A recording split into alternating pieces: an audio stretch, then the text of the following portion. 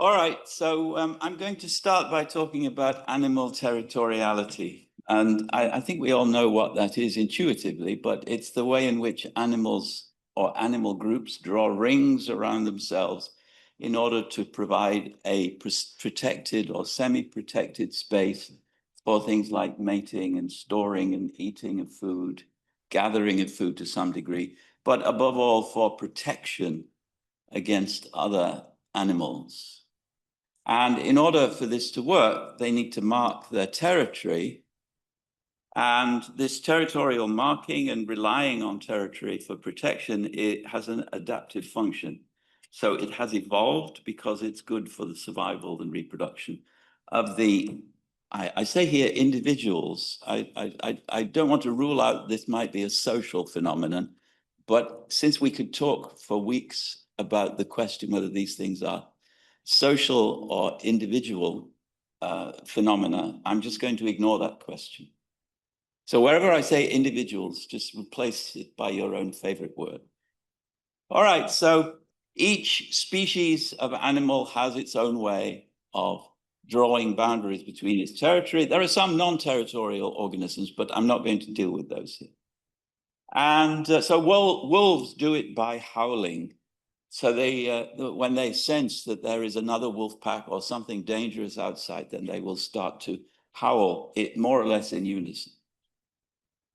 And what the structure of all of this seems to be quite universal. So we have three kinds of spatial entity. We have the nest or the den where the organisms sleep, I guess, and eat mainly.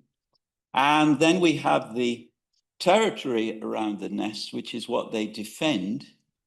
But then they have the home range, and the home range is where they go out to forage or to hunt or whatever it might be. And the home ranges can overlap. And so these are the definitions. The home range is the area around the home site over which the animal or group normally travels in search of food or mates. And the home ranges may overlap. And the territory then is the protective part of the home range. Now, here we have what is almost certainly a two-sided interaction. We can only see one side, but out there somewhere, the wolves have sensed that there are other wolves, probably other wolves, who are potentially going to be dangerous. And so they start howling as loud as they can in order to exaggerate the degree to which they have the right sort of protection.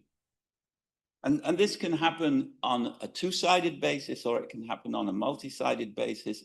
And people measure the phenomena by tracking, for instance, coyotes here, to see when they react to each other as they all go about their daily business of collecting food and whatever coyotes do to warn other coyotes to stay away.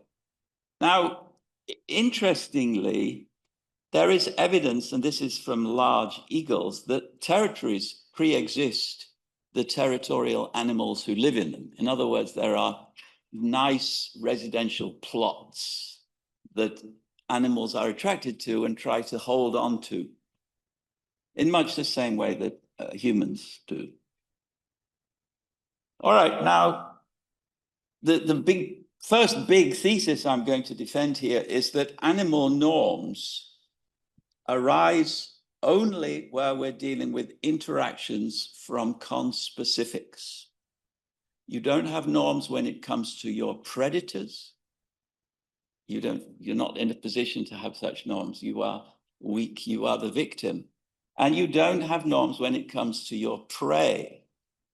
And if you don't have any contact with another species, then you obviously don't have norms with regard to your behavior when interacting with those kinds of species, because you don't interact with them. So animal norms arise only through interaction between conspecifics. And this is true for humans too, maybe, although we'll come to humans later. All right, now there is this chap called Rodolfo Sacco. He hasn't been cited very often in the literature. He was cited by Giuseppe. Maybe he hasn't been cited because somewhere he uses the word anancastic, which is well known to put people off who want to cite literature. So he has the idea of mute law, which is law that's not spoken. And so animals can have mute law. And he says that lions, wild dogs mark their territory and obtain from their counterparts, that means their conspecifics, other members of their species, observance of their exclusive rights. So mute legal acts, for instance, he distinguishes two types, marking territory and courtship, define relations from a legal standpoint and give rise to duties. Now, I think that this is a bit exaggerated here in the sense that he is imposing human terminology on what is, in most of these cases, very different from what happens in human courts of law, for instance. But still, he's pointing to something that really does exist. All right, so where we're dealing with interactions with other species, there are no animal norms. And now I want to argue, this is the second principal thesis, until recently, there have been no human norms. Because until recently, the slogan was might makes right. So whichever was the most powerful animal gets to win in the lottery. And there are no questions of treating your enemy kindly. You just go and grab your enemy and kill it. All right, so let's look at the present day. This is in the Washington Department of Fish and Wildlife. They have received complaints that the wolves in a certain pack have been killing farm animals. And so their job as animal police is to hunt out and, I guess, kill. I don't know how it works in Washington, the state of Washington. The offending squads or the offending groups of wolves who are killing calves or whatever farm animals might be at issue. So we have two-sided interaction between the wolves and their prey, and we have two-sided interaction between the wolves and the wildlife police.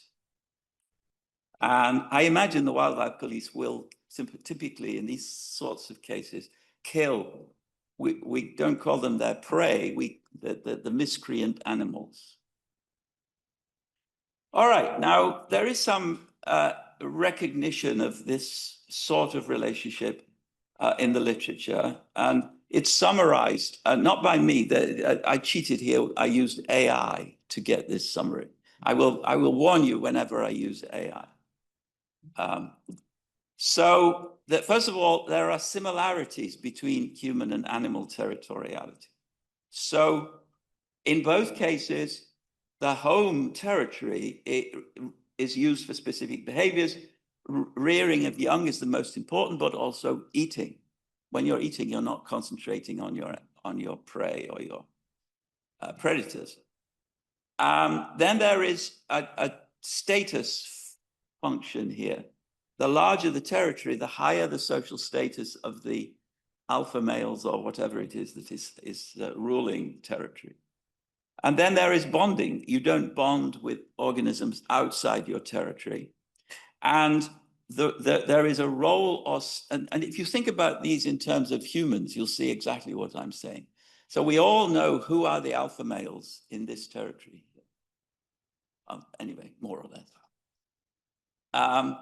And then there is control. That is to say, we can defend ourselves. If this room gets attacked now by, I don't know what, then we can defend ourselves. We will immediately form defensive rings around the weak and the children, if there are any children in the room.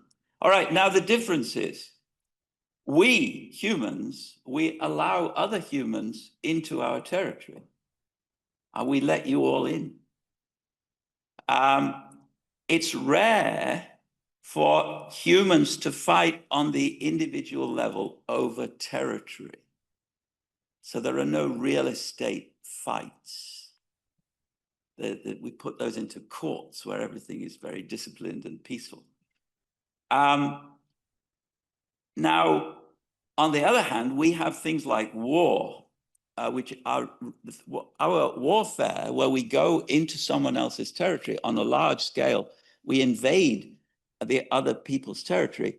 That seems not to be a phenomenon in non-human animals. And then we can engage in warfare now without having to move, and we can send drones, or we can use other kinds of non-human methods in order to attack our enemies. There's nothing like that in animals, of course. Maybe in insects, I'll come back to that. All right, so for interspecific competition, there are no norms. Everything is based on the principle of might makes right. All right, now I'm going to do some history. Yesterday, as you all know, I had 500 and something slides prepared. I think 400 of them were about war, particularly wars in which Sardinia was involved. So in the War of the Polish Succession, the Kingdom of Sardinia lost 8,000 troops.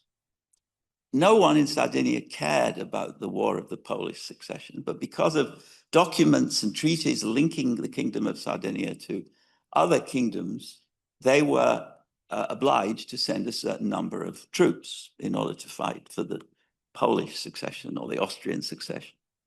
I deleted all those files. So I'm just going to talk about a very simple case.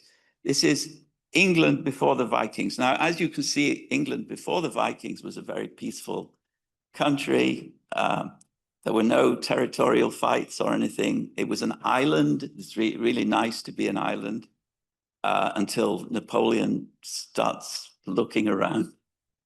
And so this is the Lindisfarne Priory, or anyway, a reconstruction of the Lindisfarne Priory, which was the target of the very first Viking raid. And then for hundreds of years, England was desperately trying to defend the remaining bits of itself which hadn't been taken over by the Danes.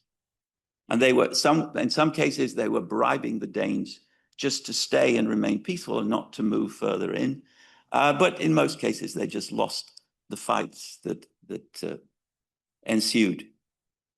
And this is what the Lindisfarne Priory looked like after the Viking raid, plus a few centuries of grass growing and so forth.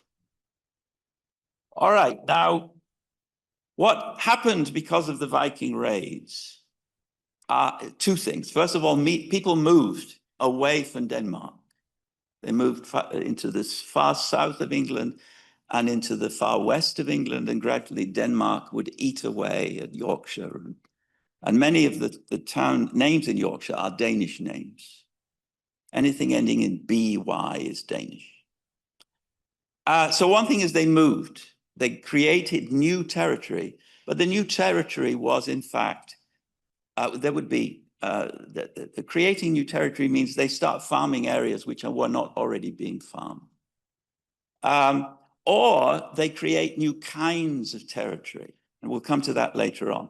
But this creating new territories, creating new kinds of territories is very important when we consider the differences between animal intelligence and human intelligence.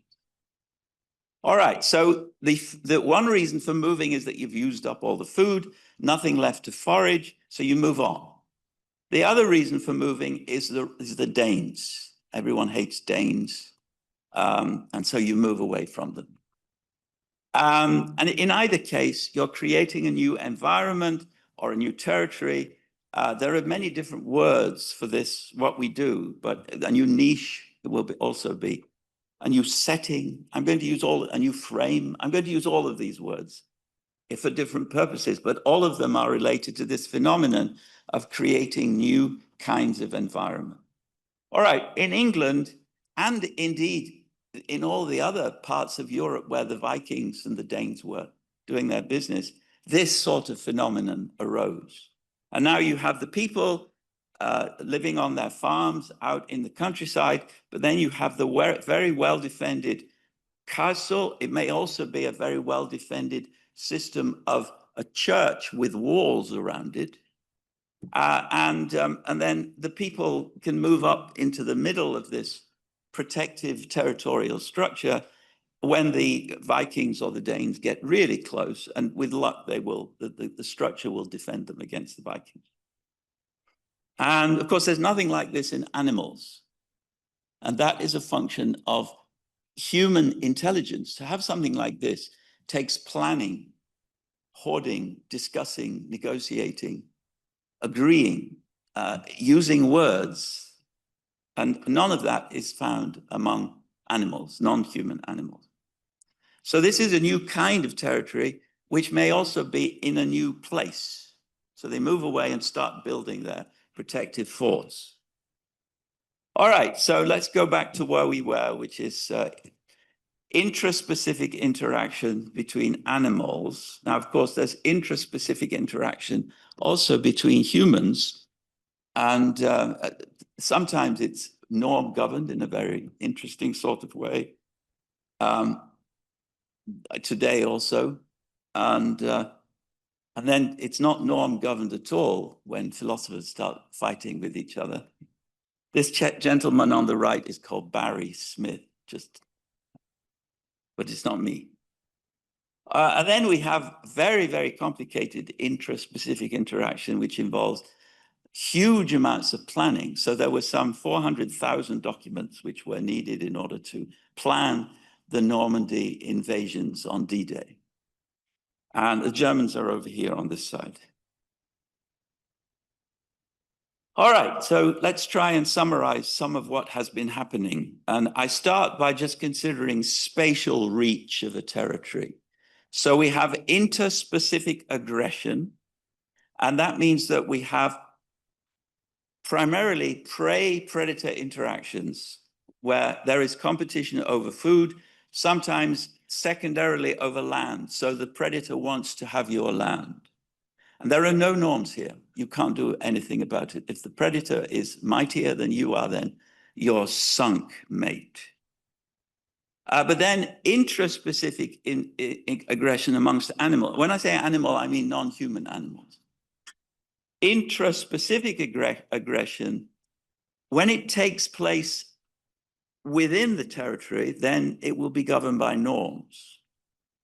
And when it takes place between your territory and another group of animals' territory, then there will be some characteristically normative phenomena. And in the literature, these are referred to as police raids, police patrols. In chimpanzees, I believe they have identified police patrols, which are a normative phenomenon which we find amongst non-human animals. And there may be a certain degree of reading in human structures like police patrols into animal activity, but still, there is something like a normative phenomenon here with single species interaction. Now, when we consider humans, we have to recognize that there is a temporal progression. We might call this a Steven Pinker progression. In other words, we're going from might makes right exclusively to a much more complicated situation where norms between conspecifics are evolving in such a way as to exert control over might makes right. So we start again, before the Danes came in and wrecked everything, we start with, well, actually, no, forget the Danes. So in the top box here on the human side, we have interactions with prey. We go out hunting prey, hunter-gatherers. Some of them were out hunting. And then gradually there were exceptions to this idea that might makes right. So we began to evolve pets, so domesticated dogs in the farm. We began to domesticate cows and horses and so on. And we also began to deem certain animals as being sacred, so they were protected against any kind of disturbance. This is what we have in in India with cows. And later on still, we have zoos where we create artificial territories for ever more sophisticated artificial territories for animals which are not humans, which we protect in order for scientific purposes and for tourism purposes and other purposes. And then in the 20th century, and I don't know, I didn't check whether anything like this existed earlier, we began to evolve norms governing human-prey interactions in the form of conservation ethics and veganism and other kinds of strange phenomena. And now, when it comes to intraspecific aggression, again, there were no norms. Ask any Dane. You just go in and you kill all the English. But then gradually, in 1648, there was a high point. I'm going to talk quite a bit about 1648. The Treaty of Westphalia created a very elaborate system of norms governing intraspecific interactions, primarily between Catholics and Protestants within Christian Europe. And that was a big change, which influenced also changes in Mediterranean kingdoms like Sardinia. And then the Geneva Convention and so on led to universal norms, we hope, which were gradually elaborated and made tighter as the destructive powers of military technology increased. And we'll see what happens with AI. So we have drone attacks with hundreds of drones controlled by AI. And eventually those kinds of attacks, I predict, will be covered by the Geneva Convention of the future, because they are really horrible. And they're getting more and more horrible. But the AI is absolutely innocent. AI can't do anything. It's the humans who program the AI who are doing the bad things. All right. So now I will switch over to my ChatGPT tone of voice. So the AI ChatGPT summarizes the phenomenon of territoriality in primates. And so I won't go through this, but there are the following phenomena: marking of territory, coordinating defense, enforcing internal group cohesion, scaling up to meet ecological pressures. That means also moving to new areas. And then some of this, it says, echoes foundational aspects of moral and institutional norms in humans. All right. And the great Lorini talks about this. He calls it a gnomic capacity. And he's just supporting what ChatGPT says and what I've been trying to say, which is that some non-human animals can act in light of rules. And he calls this normativity without norms. And he talks about the territorial patrols and policing and so forth. He talks about insects, and I thought I would just ignore insects. But talking to Filippo earlier, I realized that there is an interesting feature of insect territoriality, which is that, and this was identified by Robert Wilson, and I guess his uncle played a role, there is a kind of territorial marking through pheromones among insects. But this, I guess, is an individual phenomena. Each of the ants plays its pheromone game, but there's no society here. But that's what Filippo says anyway. So, all right. So now let's move to animal versus human intelligence. So the first claim I'm going to make, and I'm not an ethologist, I've never done any empirical work, actually I did do some empirical work in geospatial naming a long time ago, but otherwise I'm just a philosophical fool. But everything I read tells me that animal intelligence is almost exclusively based on instincts. So you can't learn to be more intelligent. There's no such thing as educating animals by other animals. There is a certain amount of imitation, but that is not, it's not a new kind of intelligence. If you train an animal in a zoo to behave differently from what its instincts tell it to behave, then as soon as it leaves the zoo and is no longer rewarded with pellets of food, it will revert back to its original instinctual way of behaving. So, and then the interesting phenomenon is that when they run out of food and they try and try within their ancestral environment to find new sources of food, then gradually they move out of their ancestral environment and then their instincts don't work anymore. And so they die, all of them, and their children die. And humans are different. And this is a crucial feature of AI also, as we will see. Humans are low in instincts. Apart from sex, there are very few areas of human existence where instincts play a powerful role. And that's because in order to survive during the great ice age periods, we had to learn to live in entirely new environments. And those of us who were capable of learning are those of our great-great-grandparents who were capable of learning to live in a new environment, which means they had a special kind of intelligence, survived and had offspring. And so what are the marks of those who survived? Well, they can engage in things like reasoning, planning, negotiating, eventually documenting, preparing for the future, even constructing new environments like the castle walls that enable survival.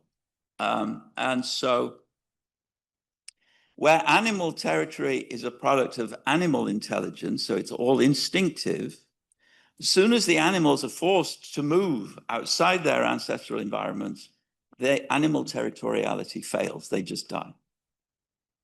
But humans can install new environment. We can not just move to a new territory, we can create a new environment. And so we can build walls and separate different kinds of people, including enemies, prisoners, and so forth. We can plan to build walls. This is the first piece of evidence of surveying practices that we have. And we can physically engineer completely new environments. So this is an ice hotel. You can live in it. This is just what you do in cities nowadays. And in the future, we'll be doing some of this. So we'll be living on floating islands and then this.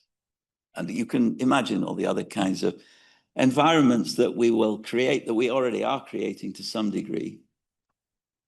But now we also create cognitive and cultural environments. So we create niches where people can just talk about mathematics, or they can just talk about the qualities of particles being accelerated in gigantic hadron colliders, or we can talk about genomics or proteomics or toxicogenomics, or we can play chess all day long. All of these are new environments which reflect human intelligence, creating new kinds of environments with different degrees of territoriality. So Formula One race car drivers, they have very good police patrols to protect the track, and so on.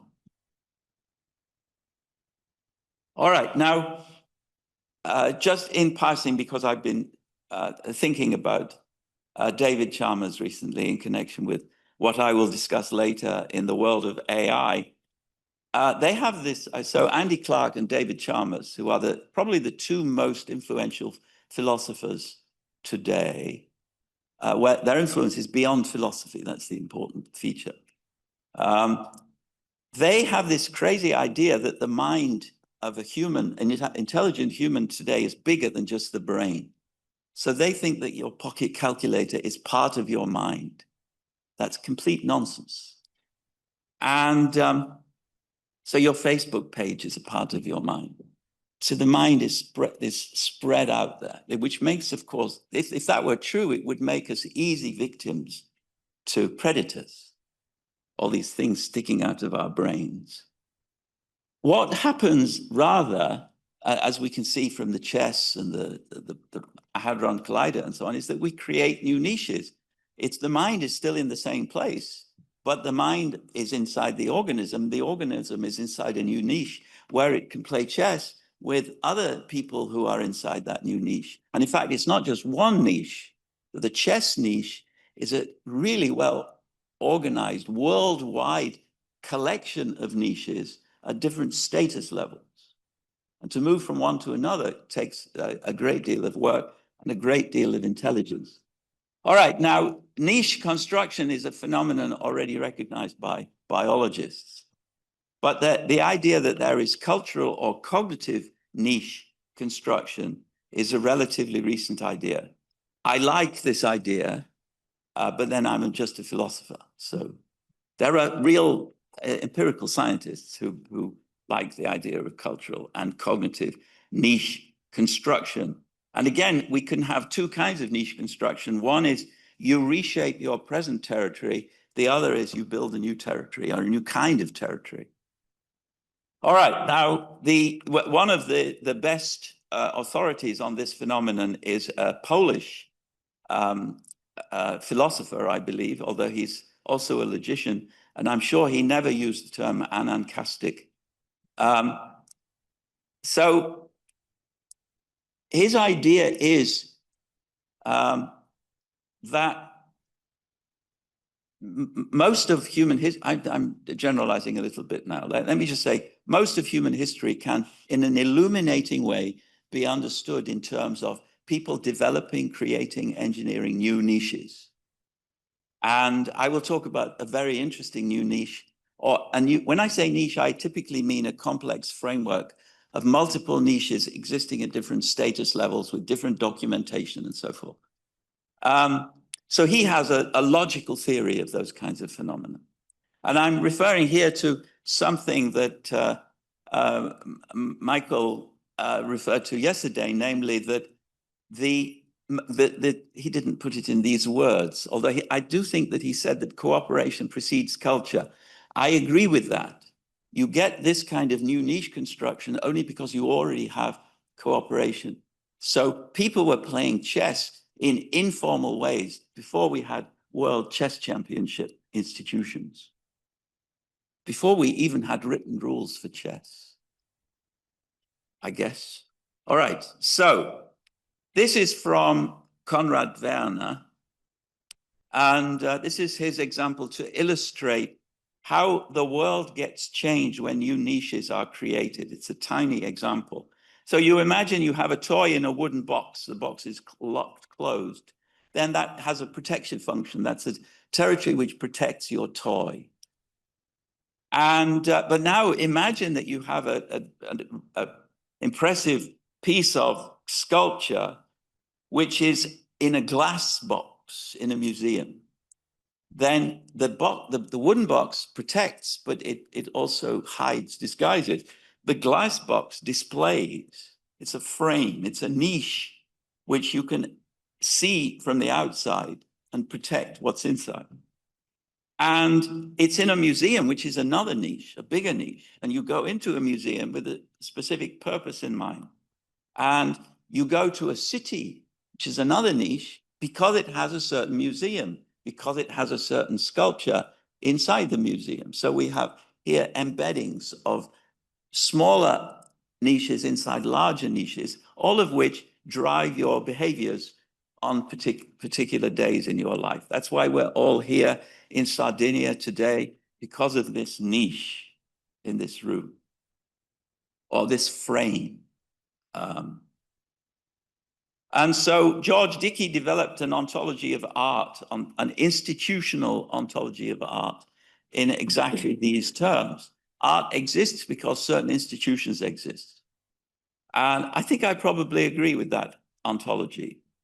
There's a lot more to be said about the ontology of specific kinds of artworks, but I think the institutional basis certainly for visual physical art and for music, and I guess in the olden days for poetry, it seems to be an institutional phenomenon, and institutions are imposed frames, according to Werner's terminology. And this is a book which just came out very recently called The Ontology of Ecological Cognition, which is all about how frames of these sorts work to guide people's behavior and enable people's behavior.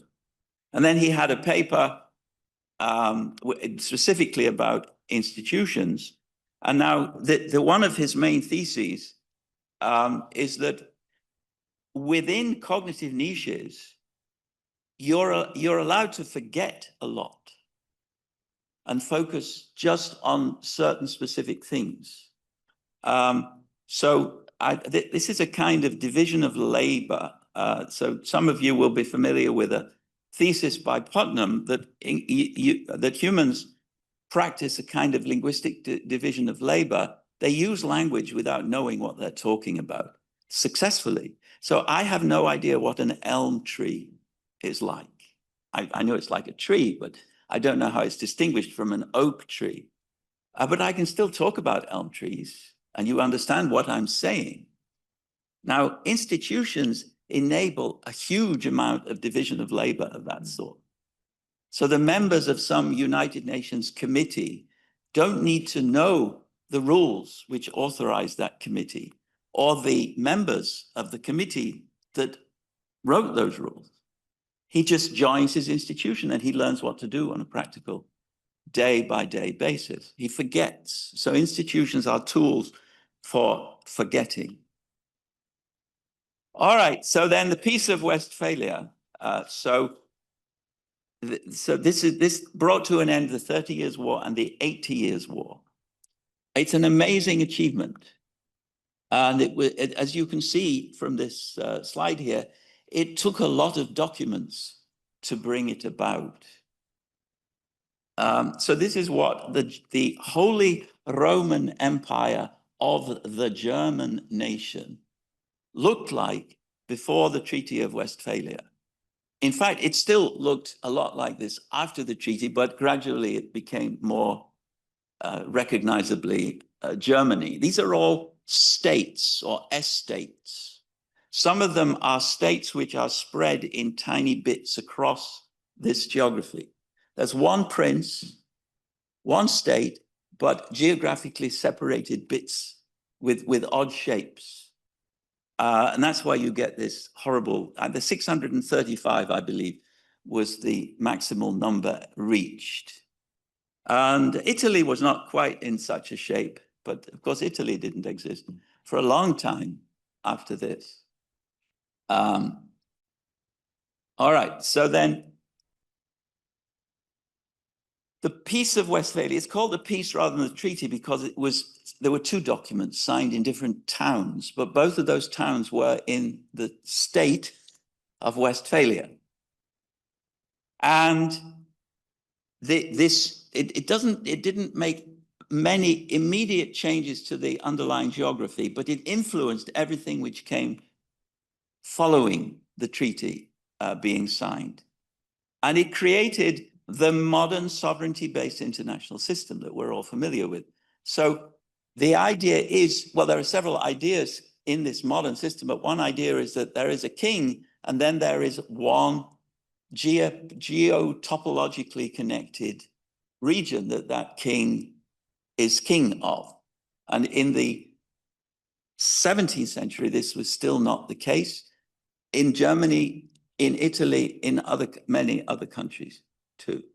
And it solved the problems which arose in virtue of the fact that Germany was now being divided between Catholic and Protestant bits and pieces.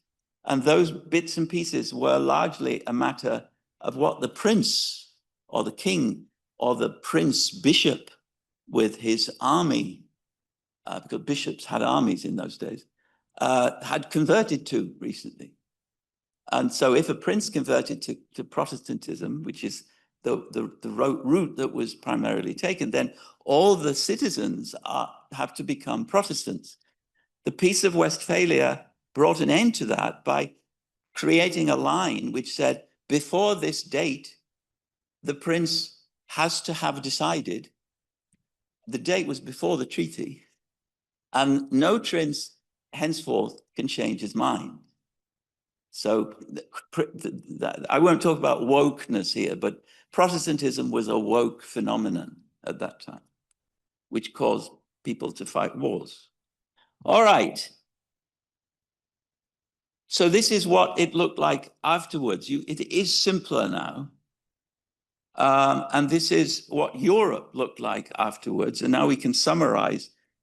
The modern nation state, as conceived in the treaty, or the treaties, holds the monopoly of legitimate violence over its territory and relies on a national army to ensure its border security.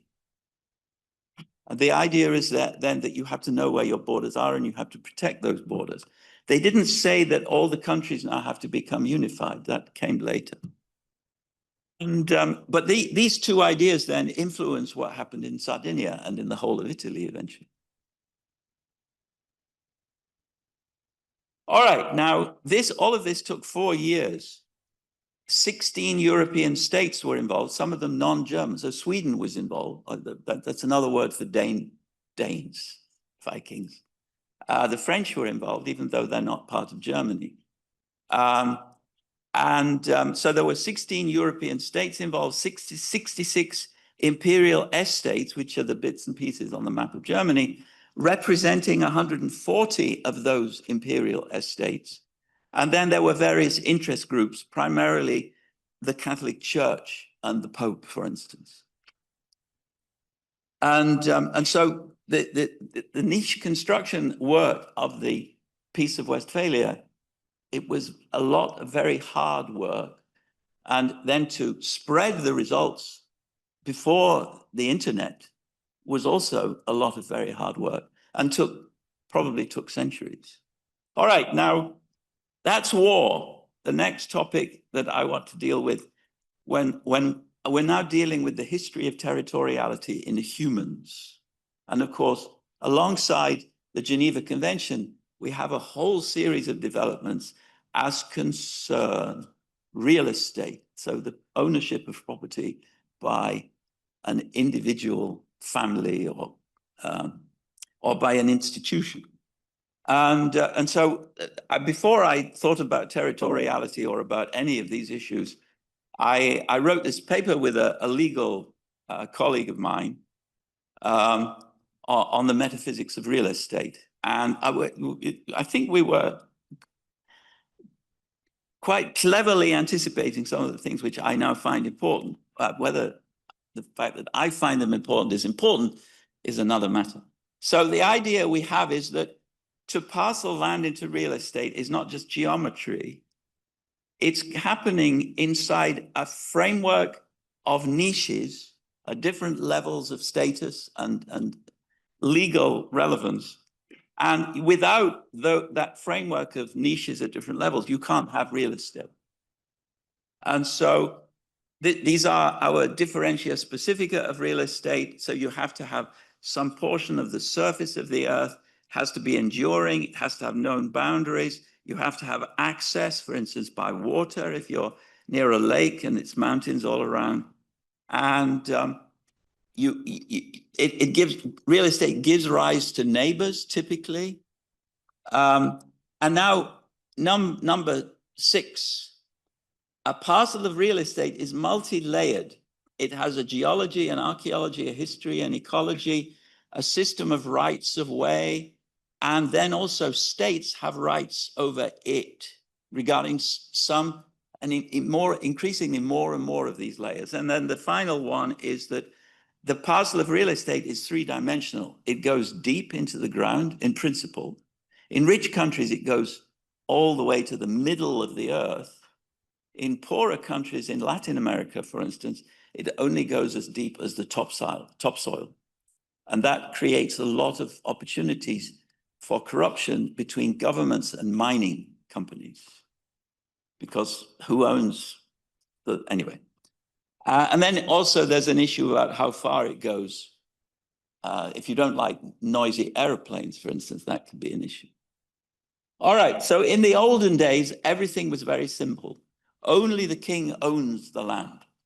I am informed by my legal colleagues in England that that is still the law of the land in England.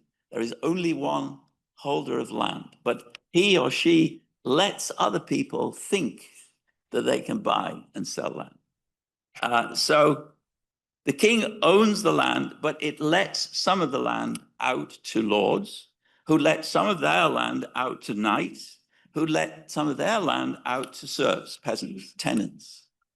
And the knights are obliged to do the fighting in times of war and so on. So there are all kinds of obligations at every level, but only the king owns any of the land, which is tidy. Things become simpler. Now we have this, and I'm not going to go into any great detail, but these are all the authorities at different levels, and all the interest groups, and all the professional organizations who are involved in creating a gigantic, multi-leveled framework in which, in countries like Italy and the United States, real estate is bought and sold. And so, just so you can read them, this is just a few of them. So there are lawyers, there are banks, there are real estate developers who create these plats, which is a technical term in real estate development, where you map out an area where there will be houses, and then you build houses on those areas and make money by populating the plat with actual buildings. And all of these together let you own, and you and me own land today. And it works. And it works because each of these people lives in his or her own niche. They've been trained into what works in this niche. The niches have not been put together consciously by anybody. They have arisen as they arise, where you have conflict points with other niches in this framework. Then both sides will eventually learn, may take decades, eventually learn to make the corresponding adjustments. And so these form the frames in which you can buy and rent and sell real estate. And they work because each of them contains relevant experts and relevant documentation of the relevant rules. All right, now let's go to AI. For My Sins, I published with a German AI entrepreneur and polymath this book.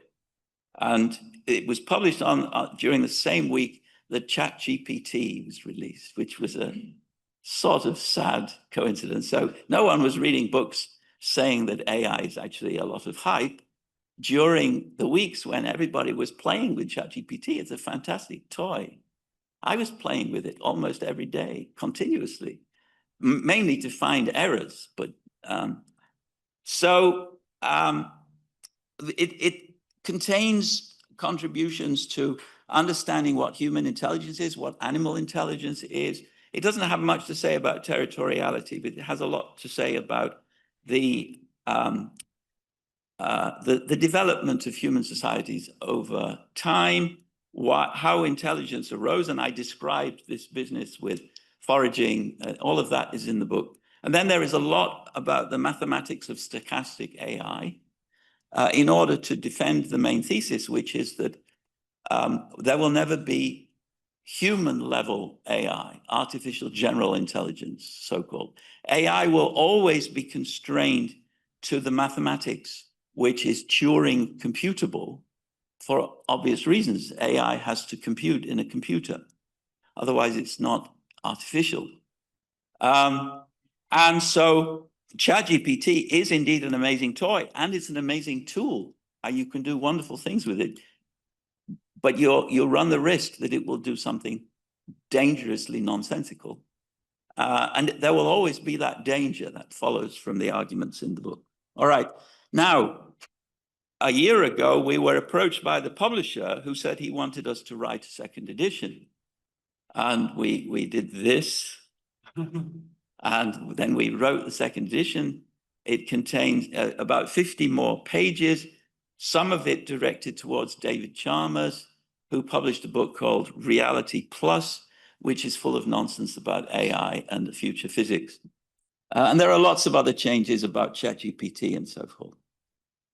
So I'll summarize it now. So there are two kinds of intelligence, and this distinction is not original. It's been made by others, and it's a bit like the quick thinking, slow thinking distinction, although we deliberately chose new terminology because we thought we had new things to say.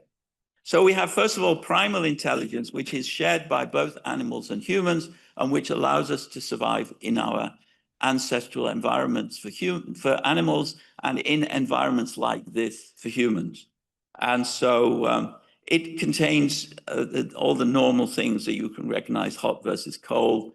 You can recognize bad smelling food and so forth. Objectifying intelligence is exclusive to humans, and it includes language, basically, the ability to use language, to think, to negotiate, to plan, and all of those things. And the primal intelligence is always based upon some biological need, such as eating or drinking, running away or fighting. And we don't learn primal intelligence, we're born with it. And it's what enables learning in the case of humans, at least. And now there is a problem. You're going to, even an animal is going to meet with new situations, but animals have sufficient intelligence that they can respond immediately to some new situations. Not all of them, but some new situations. They can behave intelligently, in other words. The key feature of intelligence is that you don't need to be trained to react in this way, and you do it spontaneously, so you don't think it through. And so, so animal intelligence involves fighting competitors, it involves perception of food and so on. All of that is pretty clear. Objectifying intelligence means using language to refer to things in the world and to things in the future. It's what makes things like wills, the last will and testament, possible, so that you can even influence the future when you're dead. And it goes beyond all biological needs. It's what makes chess and all of those other things possible. And now, the third thesis is that we're not necessarily becoming more intelligent. It seems as if we are, because we can read all these books and learn all this stuff. But it's almost certainly the case that what is happening is that we're just living in better and better niches. So we rely on the culture which created the niche that we are living in any given moment, on giving us the appearance of intelligence. But remember, one function of niches is that you can forget things, you can ignore things. And so this is the idea that we're living in a world in which the intelligence dynamic is on the side of the environment rather than on the side of the poor little human brain. And let me just, so this is the definition of, not the definition. It's a description. We cope spontaneously and in an effective way with ever new environments and ever new complex phenomena, even where we lack any sort of training. And the important thing, and I think I'll stop with this, is that computers can't do this. Because the very fact that actually, no, I will go on just 3 more slides. Computers can't do this because computers can only work where they have training data. If they have no training data about phenomenon X, they cannot reason about phenomenon X. All right, now we're attuned to myriad different types of niches. I've said this already. And we cope spontaneously with very complex phenomena in the social realm because other people are taking care of the details. Computers can't do any of this either, because the fact that they are complex, but complex means go beyond Turing computable mathematics, means that computers can't deal with them. And that's why we have no working chatbots. So that's why when you call the bank and a computer answers, you always immediately get angry. There will never be chatbots that can deal with language in a way which is comfortable for humans. And that's because every single conversation is a new niche. So many of you, I've had a conversation for the first time. We didn't know each other. We were moving into creating a new niche. And there's no way that a computer can cope with that new niche, a new environment. But our intelligence is defined by the fact that we can cope with novel environments spontaneously, immediately, and so forth. So the reason we can do this, the reason we can cope with any kind of conversation is because we have intentions. In other words, we have a will. We want to get something out of the conversation. Computers don't have a will. They can't want things. They can imitate wanting things, but they can't want things. And now we produce new kinds of artifacts. And that's how we succeed. Because we have a will, because we want to get somewhere, that's how we succeed in negotiating traffic, including traffic in very difficult towns like Hyderabad, for instance.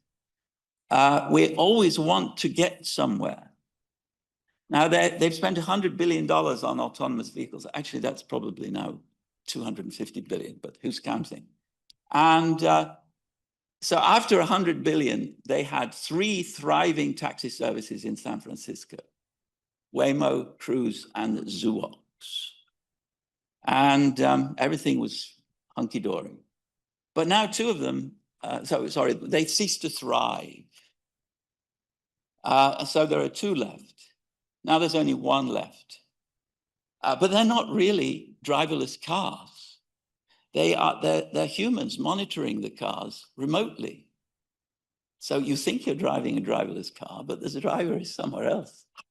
And if you don't believe me, Rodney Brooks is one of the heroes of early AI. He's been tracking this very carefully. Now, there are Tesla cars now are driving through the United States, almost certainly with very little external monitoring, but still there is some external monitoring. But in the taxi services in San Francisco, everything was being externally monitored. And now Roger Barker, I mentioned him in passing just because he was another inventor of ecological psychology. So what I've been saying goes hand in hand with what J.J. Gibson has to say about affordances. So Barker built he didn't copy Gibson. This was independently of Gibson. He created a view of niches in which we live at different levels, which is very similar to the story I've been telling you today. And almost all human behavior, he says, occurs within one or other of these behavior settings, which are nested inside each other. And that is the end.